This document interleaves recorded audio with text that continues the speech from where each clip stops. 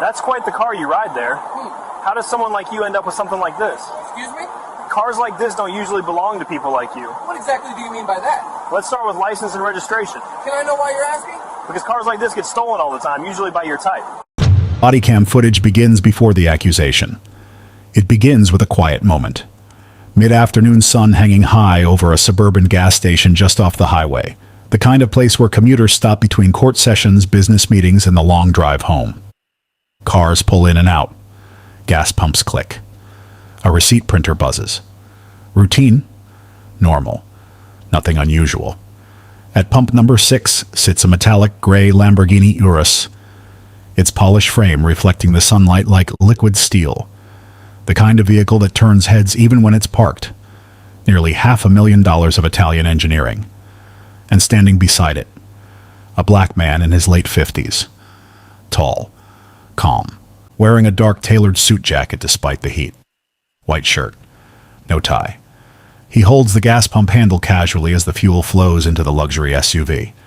He checks his phone briefly, then glances toward the road. Just another driver filling his tank. At least, that's what everyone else sees.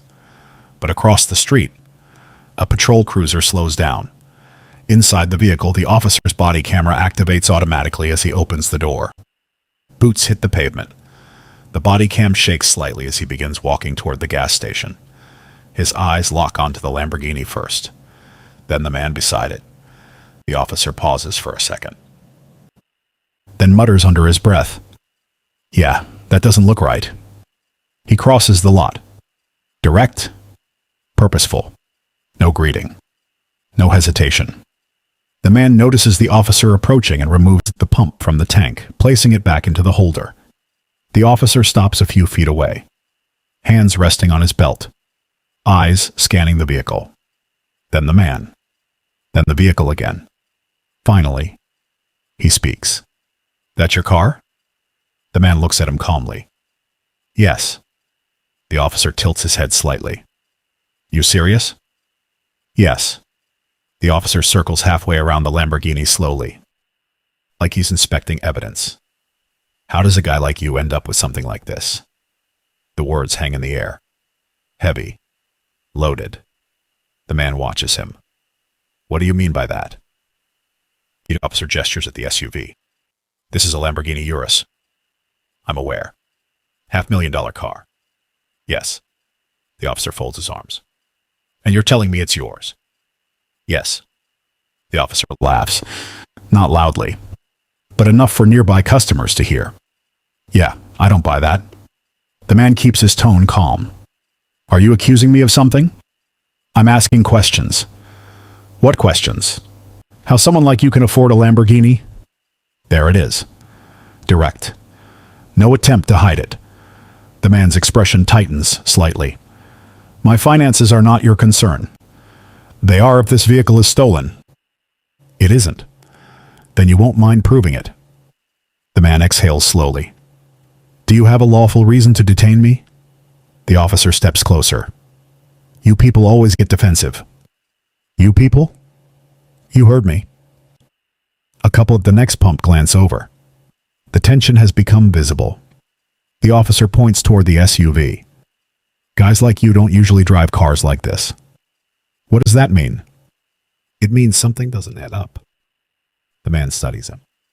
"You approached me because of the car." "I approached you because of the situation." "What situation?" "A Lamborghini. At a gas station. With someone who doesn't look like he should own it." Silence.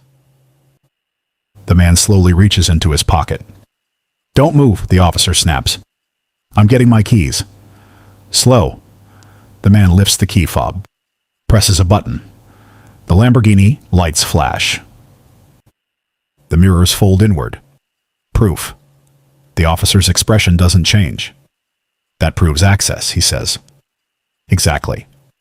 Not ownership." The man shakes his head slightly. "You stopped me because of what I look like." "I stopped you because criminals steal luxury cars." "And I match a criminal profile?" "You match a situation." The man glances briefly at the body camera, then back at the officer. "This interaction is being recorded." "Yes, it is." Good. Before we go any further, comment where you're watching from. Let's see how far this documentary travels. Because what happens next isn't just a conversation at a gas pump. It's the moment assumption turns into something much bigger. The officer steps closer again. You got ID? Yes. Let me see it. The man slowly removes his wallet. Hands steady. He passes over his driver's license. The officer studies it, then reads the name aloud. Marcus Bennett. Yes. The officer looks up. You sure about that? I'm very sure. Because if this license is fake, that's another problem. It isn't. The officer flips the license back and forth in his hand. Where do you work? Downtown. Doing what? I preside. The officer squints. Preside? Yes. Over what? A courtroom. The officer pauses, then laughs again. You expect me to believe that? I'm not asking you to believe it. What are you asking? That you verify it. The officer shakes his head slowly. You don't look like a judge. The man raises an eyebrow. What does a judge look like? The officer gestures toward the Lamborghini. Not like this. So judges can't drive luxury cars? Not usually. Based on what data? Based on common sense. The man crosses his arms. You're profiling me. I'm investigating. You're assuming. You're defensive. I'm standing at a gas pump. You're standing next to a $500,000 vehicle. And that is illegal? No. But suspicious. The man exhales slowly. Officer, I would like to finish fueling my car. The officer doesn't move. You're not going anywhere yet. For what reason? The officer taps the body cam on his chest. Because something about this whole thing feels wrong. The man nods once. Yes. It does. Glad you agree. The man meets his eyes. What feels wrong is that you decided who I was the moment that you saw me. The officer stiffens slightly. You're reading too much into this. No, the man replies quietly. I'm reading it exactly. The officer keys his radio. Dispatch, run this plate. He reads the Lamborghini's plate number aloud. The man stands silently beside the SUV. Gas pump ticking. Traffic moving. People watching. Because this moment, this simple stop at a gas station, is about to expose a mistake the officer can't undo. And he has absolutely no idea that the man he just accused of stealing a Lamborghini is one of the most powerful judges in the entire district. The radio on the officer's shoulder crackles faintly as dispatch begins processing the plate. For a moment, neither man speaks. The gas station hums around them. A pickup truck pulls into the next pump. Someone inside the convenience store laughs loudly at something on a phone. But here, at pump number 6, the air has changed. The officer still holds Marcus Bennett's driver's license between two fingers like it's something suspicious. He looks down at it again, then back at Bennett. You said you preside over a courtroom. Yes. As what? As a judge. The officer shakes his head slowly. No, I don't think so. Bennett keeps his tone steady. You're free to verify that. I will. But until then, you're not leaving. Bennett folds his arms lightly. Am I being detained? Yes. For what crime? The officer's jaw tightens. Suspicion? Suspicion of what? The officer gestures toward the Lamborghini again. Vehicle theft. Bennett glances briefly at the SUV, then back at him. You believe I stole my own vehicle. I believe something about this doesn't add up. And that belief is based on what exactly? The officer doesn't answer immediately. Instead, he studies Bennett's face. You ever been arrested before? No? You sure? Yes. The officer scoffs. Everyone says that. Bennett remains calm. You asked for my identification. You have it. That doesn't mean it's real. You think my driver's license is fake. I think people fake things all the time. Bennett sighs quietly. Officer, I suggest you run it. I will. But until dispatch confirms everything, you're staying right here. Bennett nods slowly. That would be reasonable if you had probable cause. The officer steps closer. You lawyers always start talking like that. I'm not speaking like a lawyer. What then? Like a citizen. That answer clearly irritates him. You know what your problem is? The officer says. No. You think you're smarter than everybody else. No, Bennett replies calmly. I think you approached me because of what you saw. And what did I see? The officer snaps. A black man standing next to a Lamborghini. The officer laughs again. Short. Sharp. You playing the race card now? I'm describing the situation. No, the officer says coldly. You're trying to turn this into something it isn't. What is it then? It's an investigation. Bennett glances toward the body camera. Then your investigation will be preserved on video. That comment lands. Hard. The officer shifts slightly, then suddenly gestures sharply. Turn around. Bennett blinks once. Excuse me? Turn around. For what reason? Because you're being detained. I already asked you the basis for that detention. You're not cooperating. I have complied with every request. You're arguing. Conversation is not obstruction. The officer steps even closer now. Close enough that Bennett can smell the coffee on his breath. Turn around, the officer repeats. Bennett keeps his voice level. You are escalating this unnecessarily. No, the officer says. You are. How? By acting like you belong here. The sentence hangs in the air. Ugly. Clear. The couple at the next pump have completely stopped pretending not to listen. One of them lifts a phone slightly. Recording. Bennett slowly turns around. Not because he agrees, but because he understands escalation. Hands behind your back, the officer orders. For what charge? Failure to comply. I have complied. You keep arguing. Disagreement is not illegal. The officer grabs Bennett's wrist. Harder than necessary. Hands behind your back. Bennett does not resist, but his voice stays steady. This detention is unlawful. Save it for court, the officer mutters. The metal click of handcuffs cuts through the quiet. Loud. Sharp. People nearby gasp softly, because the image is sudden. A man in a tailored suit, standing beside a Lamborghini, now cuffed. The officer tightens the restraints. You think you're slick, he mutters. Bennett exhales slowly. You're making a mistake. You keep saying that. Because it's true.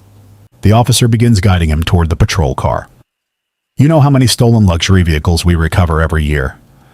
That statistic has nothing to do with me. It has everything to do with you. How? Because guys like you steal them. The words land heavier than the cuffs. Guys like me? Bennett repeats. You heard me. The officer opens the back door of the cruiser. Get in. Bennett pauses. You have not confirmed a crime. I don't even need to confirm it yet. Yes, Bennett says quietly. You do. The officer pushes him slightly toward the seat. Get in the car. Bennett lowers himself into the back seat. Still composed. Still calm. The officer shuts the door with a hard slam. Outside the cruiser, the small crowd has grown. 2 people recording openly now. A gas station employee stands near the door watching. The officer keys his radio again. Dispatch, status on that plate. The reply crackles through a moment later. Stand by. Inside the back seat, Bennett sits upright despite the cuffs. The officer opens the driver's door and leans halfway inside. You should have just told the truth, he says. I did. No, the officer replies. You told a story. I told you exactly who I am. Yeah, the officer says with a smirk. A judge. Bennett looks at him calmly. Yes. The officer shakes his head. Let me tell you something. What? I've been doing this job 15 years. And? I know when someone's lying. Bennett holds eye contact. And I know when someone has already decided the outcome. The officer slams the driver's door shut. Outside, another patrol car turns into the gas station lot. Lights flashing. Backup. The situation is growing. Faster than anyone expected. Because the officer believes he just caught a thief. But what he doesn't realize is that the man sitting calmly in the back of that cruiser is about to flip this entire situation upside down. And when the truth arrives, this gas station stop will turn into a $10 million mistake. The second patrol car rolls into the gas station lot with its lights flashing. Red and blue reflections bounce off the chrome surface of the Lamborghini Urus. Customers stop pumping gas. Phones are already out. Because something about the scene feels wrong. A man in a suit, cuffed, sitting in the back of a patrol car, beside a $500,000 vehicle. The first officer stands beside his cruiser, arms folded, watching the second officer step out of the arriving car. "What's going on?" the second officer asks. The first officer jerks his thumb toward the Lamborghini. "Possible stolen vehicle." The second officer glances at it, then at the man sitting in the back seat. "That him?" "Yeah." "Owner?" "He claims he is." The second officer walks closer to the cruiser window.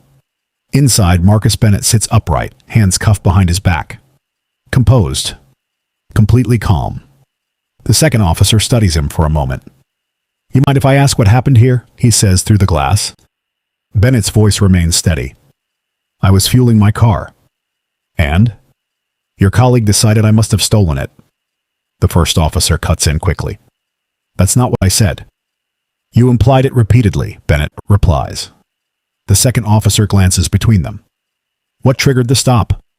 The first officer gestures again toward the Lamborghini. $500,000 SUV, guy standing next to it. Something didn't feel right. The second officer raises an eyebrow. "That's the probable cause?" "He didn't look like he should own it." The sentence hangs in the air.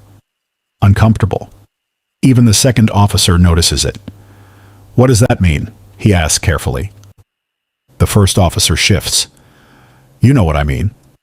But before anyone can respond, the radio crackles again. "Dispatch. Unit 27.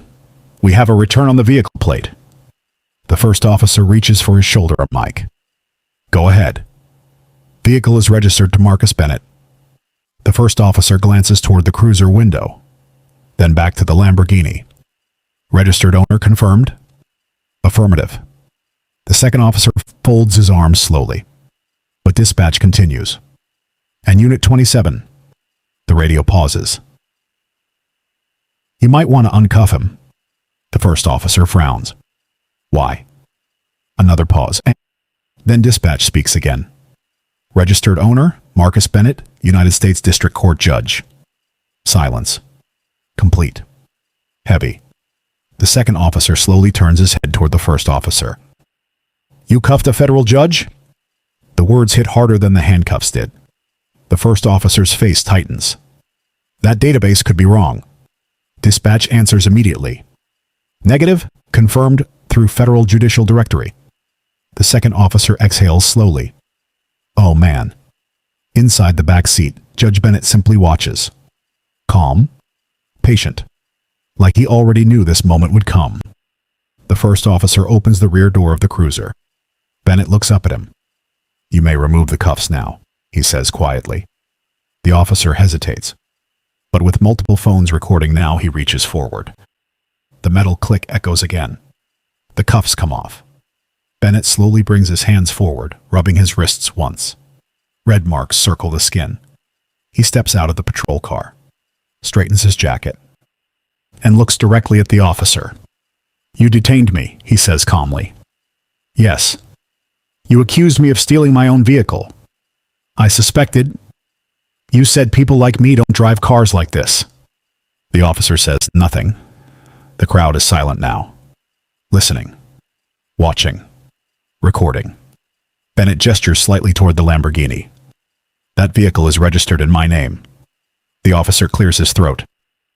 "That hasn't been disputed." "You placed me in handcuffs without verifying that." "You matched indicators."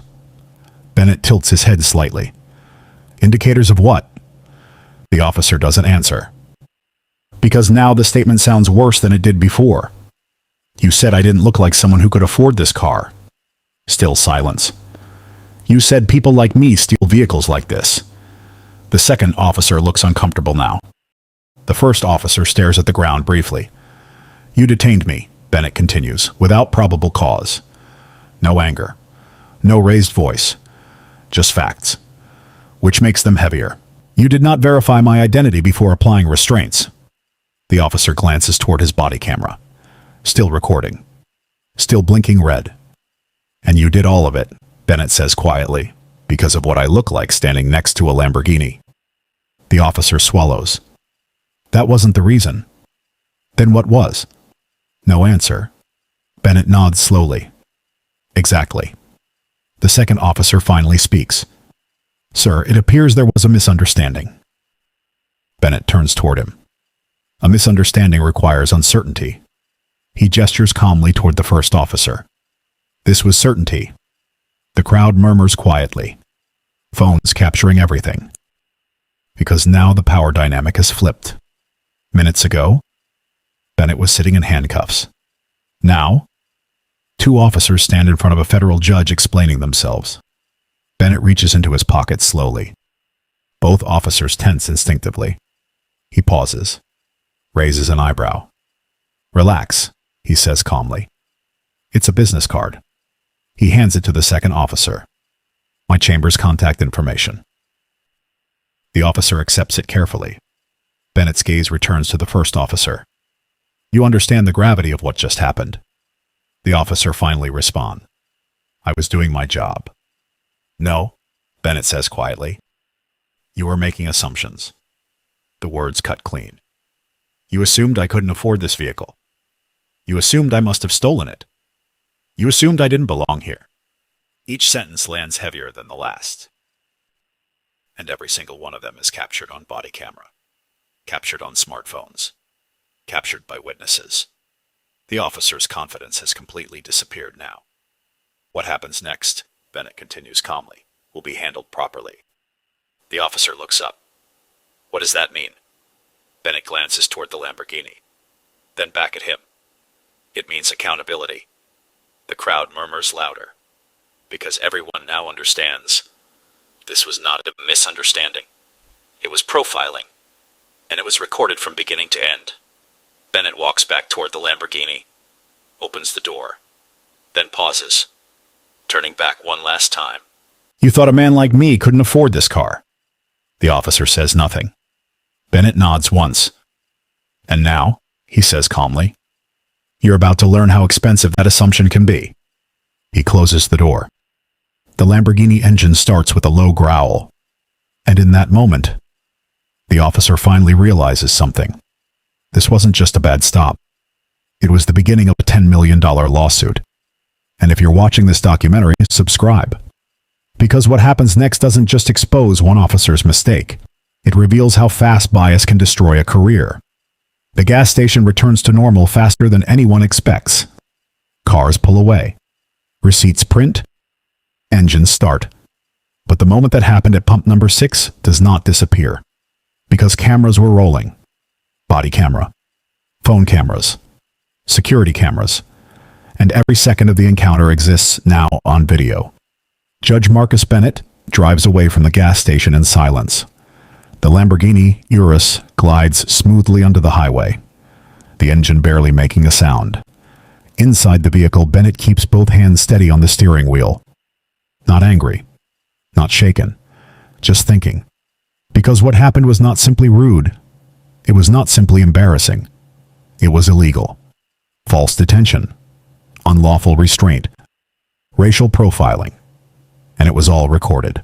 Back at the gas station, the officer remains standing beside his patrol car, watching the Lamborghini disappear down the road. For the first time since the encounter started, he looks uncertain. The second officer walks up beside him. You really didn't run his name first, he asks quietly. The first officer shakes his head. No. You cuffed him before verifying? Silence. The second officer exhales slowly. That's going to be a problem. It becomes a problem the very next morning. Because the body camera footage does not stay inside the department. One of the bystanders who recorded the incident uploads their video online. Within hours, it spreads. Thousands of views. Then hundreds of thousands. News outlets begin picking it up. Clips replaying the same moment again and again. How does a guy like you end up with something like this? You people always get defensive. Guys like you steal cars like this. Each sentence becomes evidence. Each word becomes a headline. By midday, the police department's internal affairs division has already opened an investigation. The officer is placed on immediate administrative leave. His badge and firearm temporarily surrendered. Standard procedure. But the situation escalates even further when the department receives a formal notice. Not from a citizen, not from a lawyer, but from the chambers of a federal judge. Judge Bennett does not speak publicly. He does not go on television. He does not post on social media. Instead, his legal team files a civil complaint in federal court. The allegations are clear. Unlawful detention, civil rights violation, racial profiling, excessive use of force. The lawsuit demands $10 million in damages. And because the entire incident happened on body camera, there is no argument about what was said. The internal investigation moves quickly. Detectives review the footage frame by frame. They listen to every statement, every comment, every accusation. The timeline is clear. The officer approached without a report of a stolen vehicle. He detained the driver based on personal suspicion. He applied handcuffs without verifying identity. And he made multiple statements referencing race and appearance. Within 3 weeks, the findings are complete. The department releases its decision. The officer violated multiple departmental policies, including unlawful detention, conduct unbecoming of an officer, racially biased policing, failure to verify identity before arrest. The result is immediate. The officer is terminated from the department. 15 years of service ended. But the consequences do not stop there, because the civil lawsuit continues. The city attorneys review the footage, and they understand something quickly. A jury will see this video, and juries rarely react kindly to clear misconduct on camera, especially when the victim is a sitting federal judge. 6 months later, the city settles the lawsuit, quietly, before trial. The amount agreed upon, $10 million, paid to Judge Marcus Bennett. The settlement agreement includes an additional requirement: mandatory training reforms within the police department, new policies regarding racial profiling, probable cause requirements, detention procedures, body camera, accountability. The department announces new training modules for every officer, because one encounter at a gas station exposed something deeper: a pattern, an assumption, a bias that had gone unchallenged until it was captured on video. The former officer attempts to appeal his termination, but the body camera footage leaves little room for defense. Multiple departments decline his applications. His law enforcement career ends. Not because of a dangerous criminal, not because of a high-speed pursuit, because of a decision made in a parking lot. A decision built on assumption instead of evidence. Months later, life continues. The gas station still operates. Drivers still stop at pump number 6, and most of them never realize what happened there. But inside the courthouse downtown, Judge Marcus Bennett resumes his work, presiding over cases, reviewing arguments, upholding the Constitution, exactly as he had been doing before the incident, because the moment that officer doubted him did not change who he was. It only revealed who the officer was. One afternoon, months later, a clerk asks Bennett quietly, "Did you expect the lawsuit to go that far?" Bennett pauses before answering. "Accountability has a price," he says calmly. And sometimes the only way people learn that price is when they have to pay it. The lesson from that gas station stop becomes clear. Not to one officer, not to one department, but to anyone who watches the footage. Authority without evidence becomes abuse. Suspicion without cause becomes discrimination. And assumptions can cost millions. Because in the end, the Lamborghini was never the real issue. The real issue was the belief that someone like Marcus Bennett could not possibly belong next to it. And that belief cost a career. $10 million. And a permanent reminder that the law applies to everyone, even the people enforcing it. The end.